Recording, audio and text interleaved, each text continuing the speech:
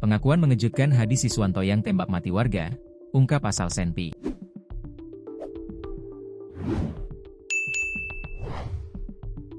Terungkap asal-usul senjata api, Senpi, yang digunakan Hadi Siswanto, 32, menembak mati Oberta Parjiman alias Obi, 35, saat terlibat perkelahian di pinggir Jalan Desa Tanjung Agung, Kecamatan Banyuasin 3, Kabupaten Banyuasin, Selasa, 21 Oktober 2025.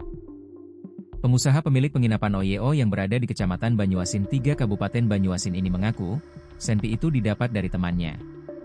Sudah 4 tahun lebih didapat dari kawan, kata Hadi menjawab pertanyaan Kapolres Banyuasin AKBP Ruri Prasetyowo saat rilis tersangka di Polres Banyuasin, Rabu, 22 Oktober 2025. Aksi penembakan itu bermula dari Hadi Siswanto terlibat cekcok dengan M. Dwi Yulianto, 27, sopir angkutan desa yang juga rekan korban saat mengantar BBM di SPBU Desa Limau, Selasa, 21 Oktober 2025, sore.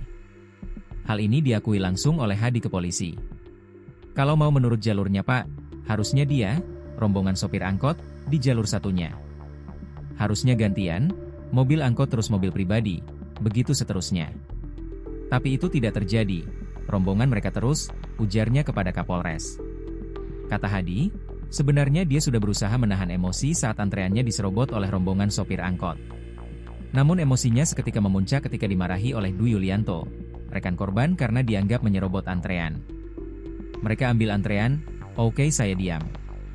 Terus ada sopir ekspedisi kasih saya jalan, silahkan Bapak maju saja. Setelah saya masuk, malah dimarahi oleh sopir ini, Dwi. Oleh dia marah, makanya saya terpancing emosi, jelasnya.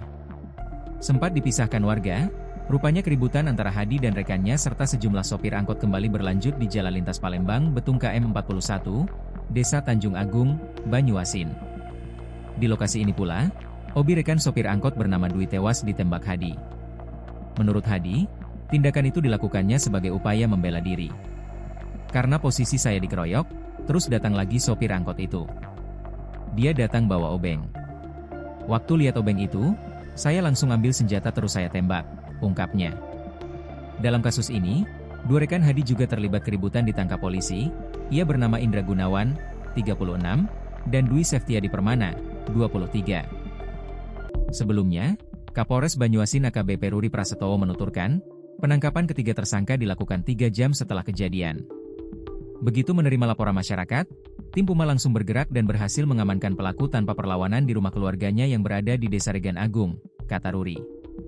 Akibat perbuatannya, ketiga pelaku terancam pasal 340 KUHP tentang pembunuhan berencana, subsidiar pasal 338 KUHP, lebih subsidiar pasal 351 ayat 3 KUHP, serta pasal 1 Undang-Undang Darurat Nomor 12 Tahun 1951 tentang kepemilikan senjata api tanpa izin.